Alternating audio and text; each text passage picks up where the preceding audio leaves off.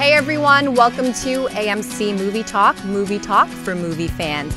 I'm your host, Ashley Mova, and this is our daily show giving you all of the latest news from the world of movies with insight into what it all means. Joining me as always is AMC's editor-in-chief, Mr. John Campia. Hello, Ashley. Hello, everybody. I hereby declare today Kick-Ass 2 Day. And you'll see why in just a moment. And also joining us is director of the popular animated series Metalocalypse and the new upcoming film ABCs of Death, Mr. John Schnepp. Hey, what's going on? Kick-Ass! Yeah! All right. The new X-Men film, X-Men Days of Future Past, is set to hit AMC theaters everywhere on July 18th, 2014.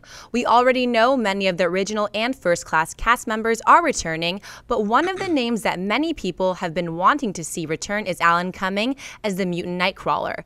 A few days ago, star James McAvoy dropped Cumming's name in an interview as one of the actors returning to the X-Men universe, but shortly afterwards, Cumming himself shot down the rumors saying the following: "No, they haven't asked me to return. Someone asked me that the other day and I said no.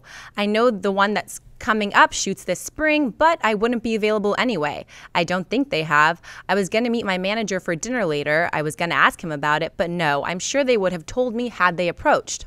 John, should Nightcrawler have been brought back for X-Men Days of Future Past? Surprisingly, no. I mean, look, if you'd asked me this question like 3 months ago and asked, hey, you know, what we're putting together X-Men Days of Future Past, do you think Nightcrawler and Alan Cumming should be part of it? I would have said, yeah, for sure.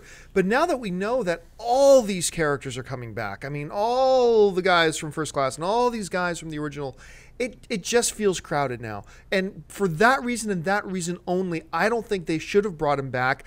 I think he's great as Nightcrawler. Who can forget that opening scene in the White House in X-Men 2? It was just absolutely amazing. It's the best opening to any of the X-Men films. But it's just overpacked right now, so I have no problem with the fact that he's not there. Schnepp, what do you think? Yeah, I don't think he would come back anyway. I'd heard him and Bryan Singer were just at each other's throat the entire time of X-Men 2, so that's why he's not even in X-Men 3. It's like, I don't see. I never thought he would be coming back anyway from here after hearing that. So, all right. One of the video games that many people believed would make a good movie is Bioshock. In 2010, a movie deal was made and Pirates of the Caribbean director Gore Verbinski was brought on to direct. However, almost no progress was made on the film when in 2011, the project was put on shelf. Now, Irrational Games creative director Ken Levine is claiming the movie is pretty much dead and tells the story of how it ultimately died. There was a deal in place and it was in production at Universal. Gore Verbinski was directing. My theory is that Gore wanted to make a hard R film, which is like a 17, 18 plus where you can have a lot of blood and naked girls. Well, I don't think he wanted naked girls, but he wanted a lot of blood. When Watchmen came out and it didn't do well for whatever reason, the studio then got cold feet about making an R-rated $200 million film, and they said, what if it was an $80 million film? And Gore didn't want to make an $80 million film. They brought another director in, and I didn't see the match there. And 2K is one of these companies that puts a lot of creative trust in people. So they said, if you want to kill it, kill it. And I killed it. Schnepp, buy or sell the death of Bioshock? I buy it. I mean, you know, when studios put up 80 million, 100 million, if it's not working for them, they see it as the tent pole. If it's not going to make that money back, it's an investment, and they kill it. So I buy the death. Yeah. I know we're not doing the buy or sell yet, but it's like, you know, I buy it. So. Yeah, it's unfortunate. Bioshock is one of those films that I've said for a long time, even though all video game movies suck, that Bioshock is one of those ones that I could have possibly seen as one that could succeed because of the particular type of narrative that's in it. But yeah, $200 million film. And listen, this isn't the first time we've heard that Watchmen and the quote-unquote failure of Watchmen has killed a film. Two really good friends of mine were writing and were going to direct that Jonah Hex movie that came out a bunch of years ago. It was going to be hard R. They were all ready for it. They were in pre-production, blah, blah, blah. And then Watchmen failed. And all of a sudden, the studios started to backtrack, saying, maybe we can't let it be a hard R. We're not going to make enough money. They totally gutted the script, and they gave us that PG-13 total abomination of a movie that we got a few years ago. And now it sounds like that's exactly what happened to Bioshock 2. It's like, and $200 million for a film like that, I think even if they made it rated R, it was going to be a risky proposition. So, yeah, I'm on board with it. I totally understand why they killed it. But hopefully, fingers crossed, they'll come up with some incarnation of it, some way that they can do it sometime in the future. Well, listen. Plus, can I just add? Let me add one little thing to that. Like, $80 million. $80 million. That's not enough. I can't possibly make a movie for $80 million. That's an insult. Let me say one other thing. $30 million. Just imagine that. $30 million. And you can't make a horror film that's like got sets like submarines and other kinds of under like water, kind of like 30 million. I don't know. Then jump back to that $80 million number. Yeah, $80 million. It's like, come on. All right. Well, listen, folks, it's that time of the show for Buy or Sell. What's going to happen here is that Ashley's got a whole bunch of other items going on in the world of movie news. She's going to read them off to us, and Schnepp and I are simply going to say whether we buy it or sell it. So, Ashley, what do we got? Beetlejuice, Beetlejuice, Beetlejuice. It's been 25 years since the supernatural creature haunted the big screen, and over the years, several attempts at a sequel were made with none coming to fruition. But perhaps a Beetlejuice 2 could actually be in the works? Entertainment site Cinema Blend reported the following. Back in 2011, Pride and Prejudice and Zombies author Seth Grahame-Smith resurrected talk of a Beetlejuice sequel. In early 2012, Tim Burton bolstered the project's prospects among fans by confirming that Grahame-Smith's sequel had his blessing and that Michael Keaton was slated to return as the moldering menace in the cartoonish striped suit. And we might have our first look at Keaton or someone in costume thanks to Grahame-Smith's Twitter feed. John, if this is indeed a sign of it happening, buy or sell a Beetlejuice 2? Sell. Look, I like everybody else. I really like the first Beetlejuice, but you know what? It's been too long. It's done. I don't know that you can do the same things that you did back then. You certainly can't bring some of the cast that we love so much back because, ghosts don't age. So, yeah, I think it's too little too late. Even just 10 years ago. Just 10 years ago, I think I would have been on board. But at this point, it's too late, so I sell. I buy it. Beetlejuice, Beetlejuice, Beetlejuice. I love the original film. I say make him an older Beetlejuice. He's gone through a lot. He's seen a lot of wars. He's drinking a lot. He's on some Hawaiian island, hanging out with some monsters. It could be awesome. You don't need the other cast. He's like, they abandoned me. No one loves me. Someone says Beetlejuice, Beetlejuice, Beetlejuice. Is a little kid in 3rd grade. He's like, I want a monster. It could be anything. I'm excited. Michael Keaton is a genius actor. He hasn't done a comedy bit in a long time. Beetlejuice is an amazing character. I can't wait to see this. I buy it. I buy it. I buy it. One other thing I want to point out, though, just one other reason why I might sell it, Grahame-Smith's last 2 films that he wrote are a couple of classic films known as Abraham Lincoln Vampire Hunter and Tim Burton's Dark Shadows. Those are his last 2 films. Ouch. Just throwing that out there. John, why do you have to be like that, man? 2 out of 3 ain't bad. We can flip it around. 1 out of 2, 3 ain't bad. Get ready for yet another big screen visit to the Land of Oz. It is being reported that the 3D animated film Legends of Oz, Dorothy's Return, is going to hit theaters in 2014. The film has been in the works for years and even had a panel at the 2011 Comic-Con. Schnepp, buy or sell an animated Oz film while 2 other Oz franchises are ongoing? I sell it. I think, maybe 2 Oz franchises is enough, and 2 out of 3 ain't bad. I'm going to stick with the Meatloaf song for this entire rest of this episode, or just delay it till 2019. I don't know. I think it's too many Oz's. Yeah, I agree. I got to sell. It's just too many. 2 is too many, to be honest. But 3 is now just getting ridiculous. I understand the temptation to want to capitalize now on the new popularity of Oz, but come on, this is ridiculous. Running 3 franchises at once is just too much. So yeah, I gotta sell. Hey John, you know what this reminds me of? What's this that? Reminds me of like when you go to Walmart or like a CVS and they have those like Journey of Oz, like the really bad, poorly animated. Like this was made for $30,000. It's like 42 minutes, so people just buy it. Like my kid's been complaining about the Oz movies. I'll just buy him this other Oz movie. That's what it's feeling like. Too many Oz's. I remember the best example of this I've ever seen was I was in this toy store once, and you know how they make the knockoff toys, just like you're talking about, and they had this toy. It was a really good-looking Chewbacca toy, but the name on the toy was Ubaka the Nookie. Sounds like an old Chewbacca or something. I don't know. It's a frightened Chewbacca pissing in the corner. All right. So great. What's next? Before he was in Coming to America or Admiral Fitzwallace, actor John Amos led the barrier-breaking show Good Times. It is now being reported that the show is being turned into a feature film for Sony Pictures and that Wreck-It Ralph writer Phil Johnson will pen the script. John, buy or sell a Good Times movie? I'm actually going to sell this. And the reason I'm going to sell it is what made Good Times so special. Look, we forget about how the 70s was a completely different era. An all-black cast show tackling some serious social issues in the time with humor. That was groundbreaking. It was unbelievable. But I just can't help but think that now in today's context, that type of impact is going to be lost on today because we just don't have an appreciation for what the situation was like when that show and in the context that it came out in. And look, I'll watch John Amos and everything. I think he's awesome. But I just don't think this is going to work. I don't think it's a good idea for now. Leave Good Times alone. I sell it. I buy it.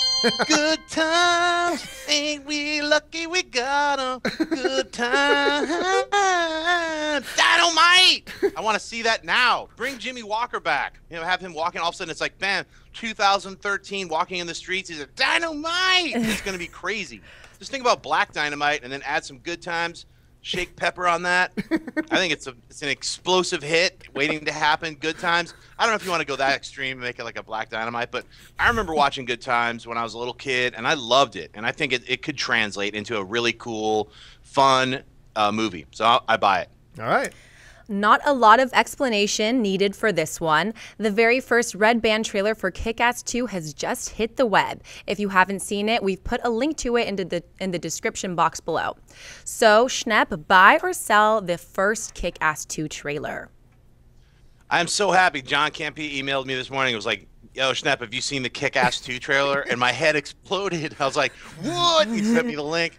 I swear to God, I watched it like 3 times right even before we did this. So awesome, excited. I love the first Kick-Ass movie. I love Mark Millar's comic when it came out, and I can't believe how great this looks. Not only is it a cool adaptation of the Kick-Ass 2 comic book, as well it looks like it goes into a couple of different areas, but man, am I excited to see Chloe Moretz kicking ass as Hit Girl again. This is incredible. I buy it beyond bought. It's bought, sold. I already have the Blu-ray. Bought. Insane. Yeah, I got to buy this hard. I mean, look, and you mentioned all the things that I love about it too, but how great is Jim Carrey in this trailer?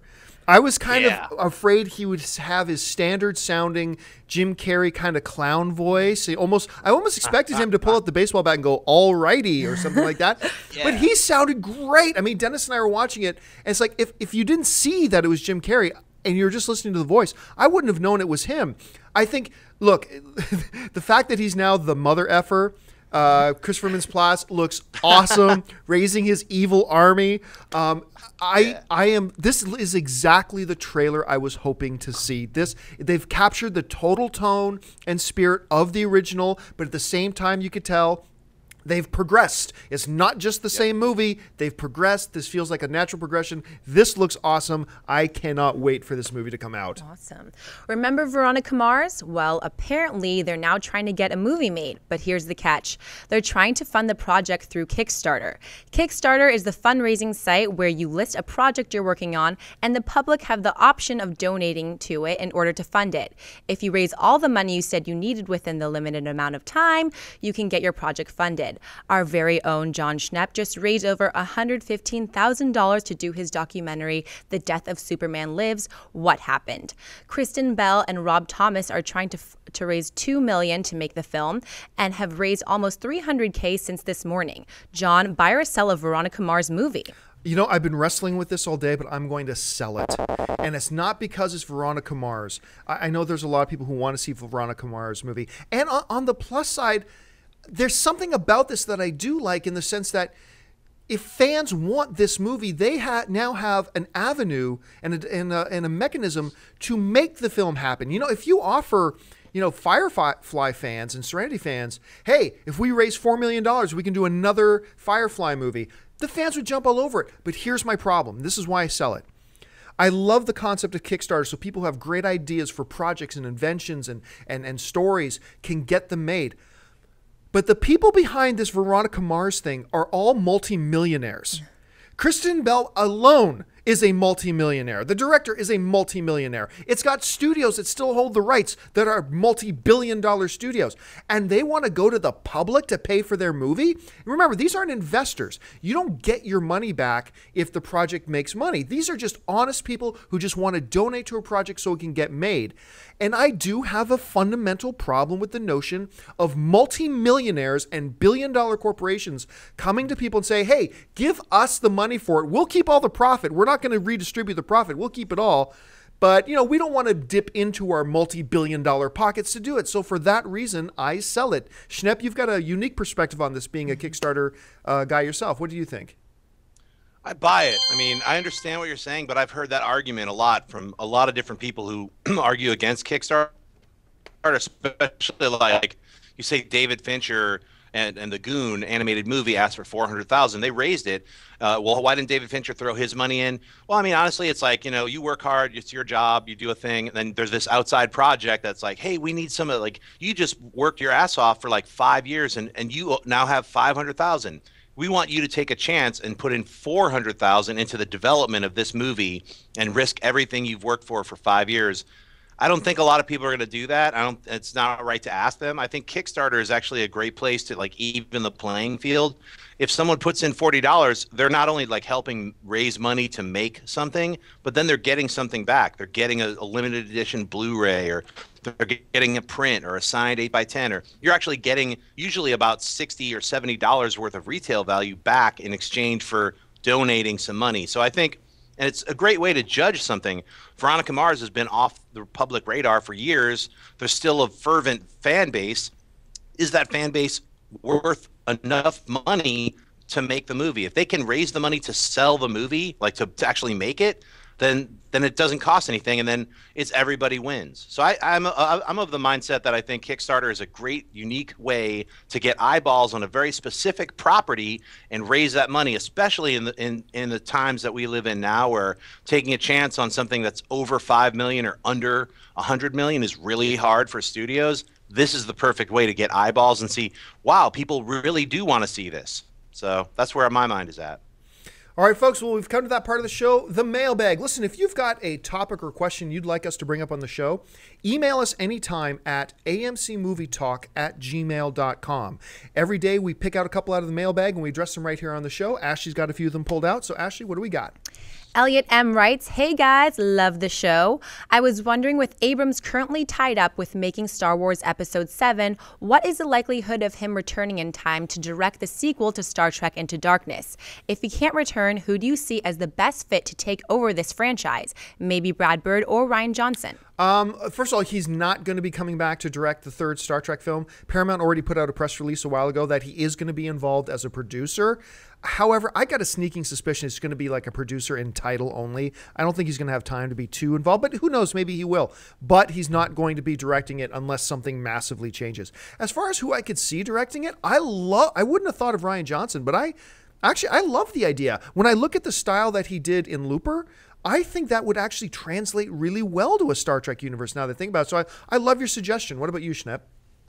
I think it's a great suggestion. Johnson did an amazing job with Looper, and he did that for such a tiny budget. So imagine if he was like, somebody's like, here, Johnson, here's like $100 million. Go play into the Star Trek universe. 80 million. Yeah, 30 million. He'd be like blowing ships up, time travel vortexes, people like Primer, headaches, Looper, guys with weird makeup floating on bikes. It'd be crazy. So I'm all for it. I think you're right. J.J. Abrams is going to be so busy doing Star Wars that he doesn't have any time to do Star Trek. Producer in name only is going to show up on set, eat a bagel, be like, yo, what's up, everybody? Bye.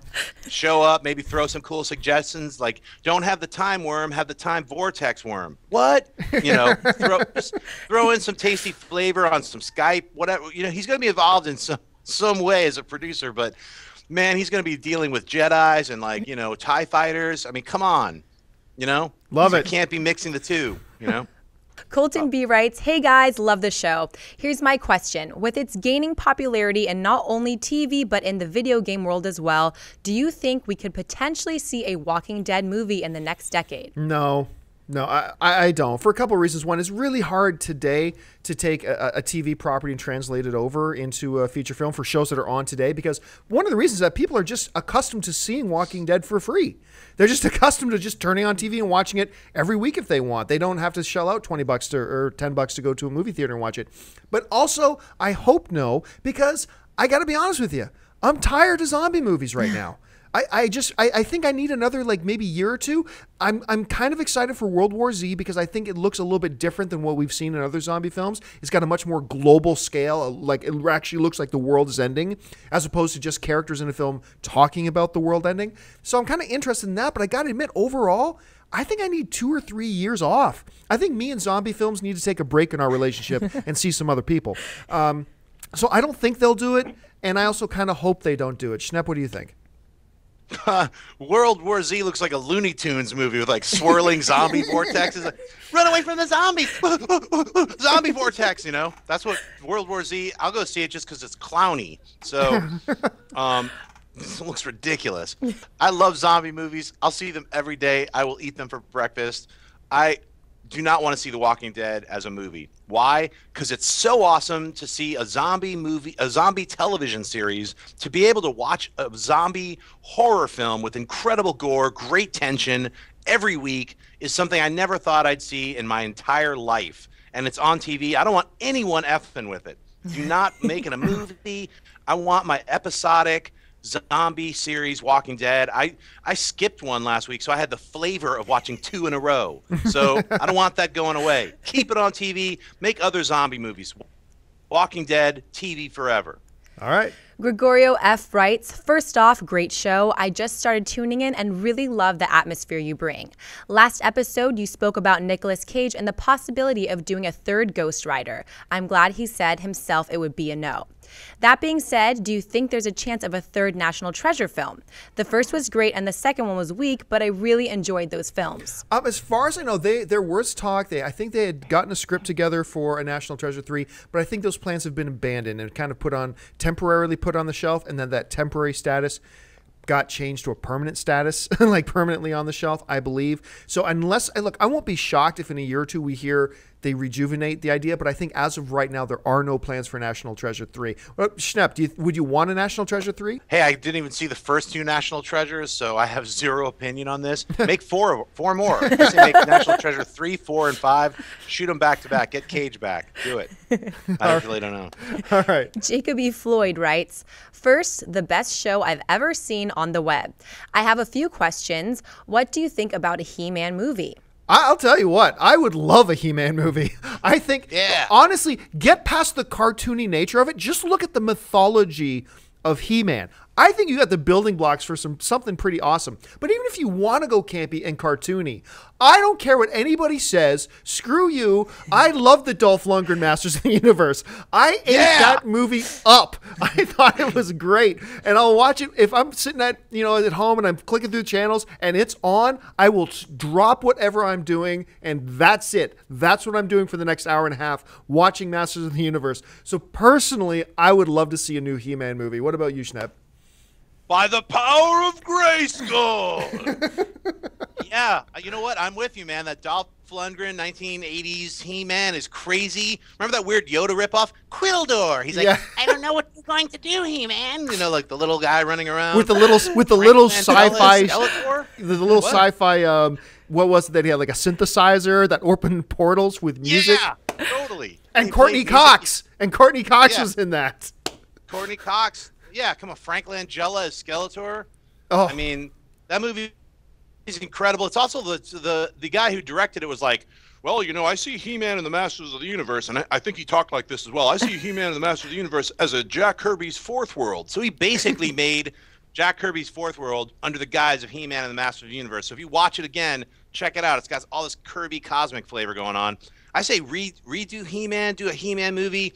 100 million, son. That's what He-Man. Don't be like 30 million or waffling around with 5 million He-Man. 100 million. Throw that money. reboot all the toys, get all those kids sweaty about the He-Man. I've got the Master at Arms action figure. Well, I've got the weird creature that turns into a spider. I don't know. Just do it. He-Man. Oh, Manny Faces. Remember him? You can spin his face around. Only this time, Right. if you're going to do a He-Man movie now, you got to do a full CGI Battle Cat, but hire the guy who did the voice of Jar Jar Binks to do his voice. I think you got instant classic. Ahmed Beth. Yes, that's it. That's him. All right, folks. Well, listen, we have totally gone over time. We've run out of time. But listen, stop what you're doing. While I've got you, take a second and click on that subscribe button. Become a subscriber to our AMC Movie News YouTube channel. It'll keep you up to date on everything going on in the world of movie news, our editorials, and, of course, our daily AMC Movie Talk show. If you want an audio-only edition of this show so you can listen to it on your commute to work or to school or whatever, look into the description of this video and you'll find links to our iTunes and Stitcher Radio. Don't forget to follow us on Twitter at twitter.com/AMC Theaters. Like us on Facebook at facebook.com/AMC Theaters. And once again, click that subscribe button. And listen, go out and see a movie tonight. Head on over to amctheaters.com to get your theater and showtime information as well as all of your movie tickets. And again, click the subscribe button. I want to thank our lovely host, as always, Miss Ashley Mova. Thank you. The one and the only Mr. John Schnepp. Hey, I'm going to watch Kick-Ass 2 again. Right after we're done with him. I'll watch it like 4 more times. Jim Carrey. Crazy. And listen, thanks to you guys. The most important part of this show is not what we have to say. It's what you have to say. So jump on down to the comment section of this video and leave your thoughts on any or all the topics we've discussed here today. Thanks again so much for joining us. Until next time, my name's John Campia for AMC Movie News. Bye-bye.